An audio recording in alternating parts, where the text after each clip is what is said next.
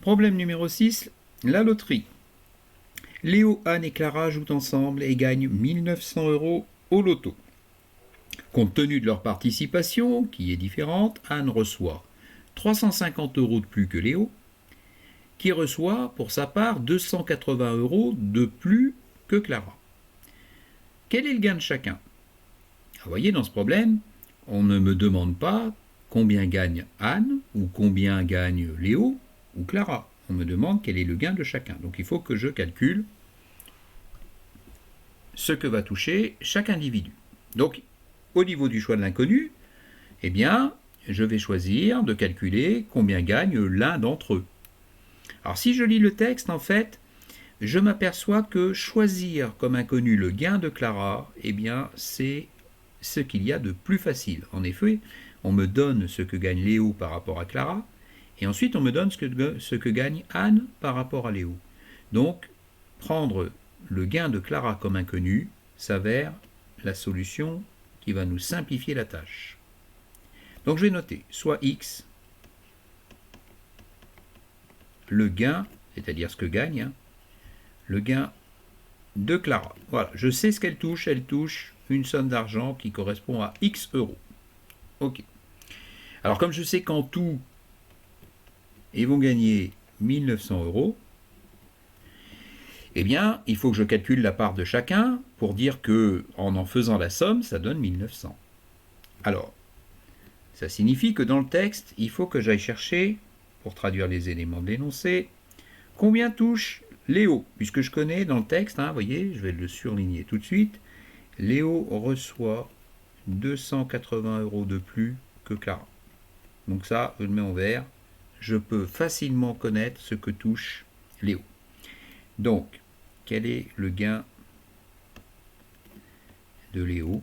D'après le texte, on nous indique qu'il gagne 280 € de plus que Clara. Donc je vais marquer le gain de Clara plus 280 €. Voilà. Alors qu'est-ce que ça donne? Bon, facile. Le gain de Clara, j'ai décidé de l'appeler X plus 280. Voilà. Donc ça, c'est ce que touche Léo. Il va gagner X plus 280. Donc par exemple, si Clara elle touche 100 €, eh bien Léo il va toucher 100 plus 280. Alors il me manque maintenant le gain de Anne. Donc je vais aller voir dans mon énoncé pour le gain de Anne. Anne reçoit 350 € de plus que Léo. Bien, donc je vais aller traduire cet élément. Le gain de Anne. D'après le texte, on nous indique qu'il est égal au gain de Léo. Voilà. Le gain de Léo, Anne reçoit 350 € de plus que Léo, donc le gain de Léo plus 350 €. D'accord? Donc, je regarde combien ça donne. Le gain de Léo, je le connais, c'est X plus 280. J'ai marqué là, le gain de Léo, c'est X plus 280. Donc je vais marquer X plus 280 plus 350. Voilà, ça c'est ce que gagne Anne. Bon ben voilà, mon problème est résolu puisque je connais le gain de Clara, je connais le gain de Léo, je connais le gain de Anne. Je n'ai plus qu'à dire que la somme des trois fait 1900 €. Donc, le gain de Clara plus le gain de Léo plus le gain d'Anne, ça représente une somme de 1900 €. Bon, je n'ai qu'à traduire ça. Pardon. Le gain de Clara, je connais. Le gain de Léo, je connais. Le gain d'Anne, je connais également. Ça me donne Pour Clara, X. J'ai décidé qu'elle gagnait X euros. Léo gagne 280 euros de plus que Clara. Donc ici, plus. Anne gagne 350 euros de plus que Léo. Donc elle gagne X plus 280, ça c'est la part de Léo, plus 350. Et tout ça, ça donne 1900. Eh bien, voilà l'équation qu'il me faut résoudre pour trouver combien gagne Clara. Eh bien, allons-y. C'est le troisième point de la méthode. Alors, x plus, alors il y a un plus devant les parenthèses, je peux enlever les parenthèses, ça ne change rien. X plus 280. Plus, même chose ici, un plus devant les parenthèses, ça ne change rien. X plus 280 plus 350 égale 1900. Voilà mon équation. Donc je vais réduire x plus x, 2x plus x, 3x. Donc ici déjà j'ai 3x.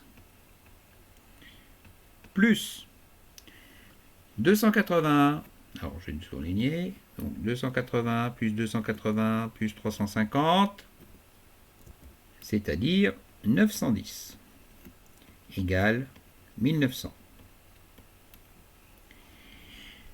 Quand j'en suis là, je vais me débarrasser du 910, parce qu'il n'est pas du bon côté. Donc 3x plus 910 moins 910 égale, même chose de l'autre côté, 1900 moins 910.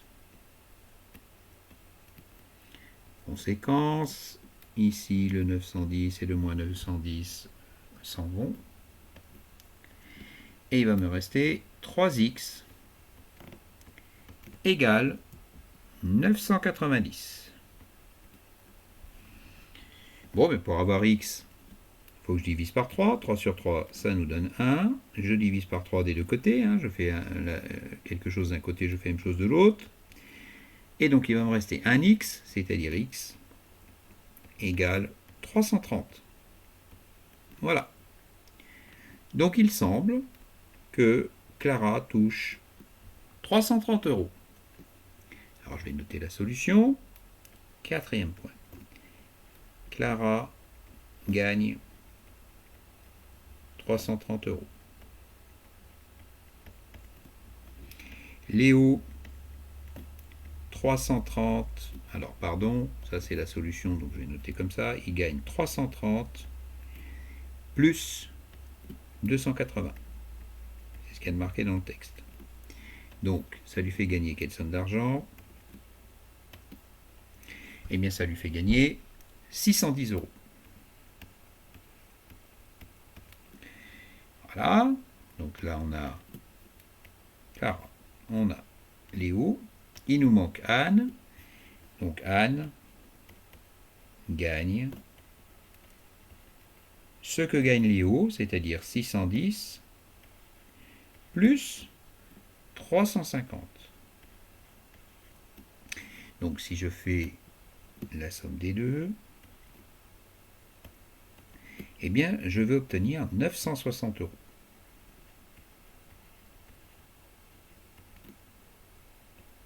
Voilà. Ah, pardon. Eh bien, il me reste à vérifier pour le 5. Alors, je ne vais pas marquer le 5 parce que vous voyez, je n'ai pas la place, mais vous l'aurez compris, c'est le 5e point de la méthode aussi, je vais le marquer là.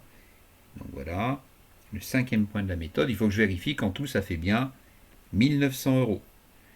Donc, je regarde. Si je fais la somme, donc 610 plus 330, ça nous fait 940. 940 plus 960, eh bien, ça nous donne bien 1900 euros. Et voilà pour ce petit exercice de loto, où en fait on exprime les parts de chacun en fonction de la part d'un des individus. Alors vous auriez pu choisir, c'est un exercice que vous pouvez faire, en prenant par exemple comme inconnu le gain de Léo. Donc là, ben, évidemment, il faudra un petit peu modifier le sens des phrases pour savoir combien touche Clara et combien touche Anne, si vous prenez comme référence le gain de Léo. Et vous pouvez faire aussi la même chose avec le gain de Anne, ce serait un petit peu plus compliqué, mais ça fonctionnerait aussi. Voilà pour ce problème.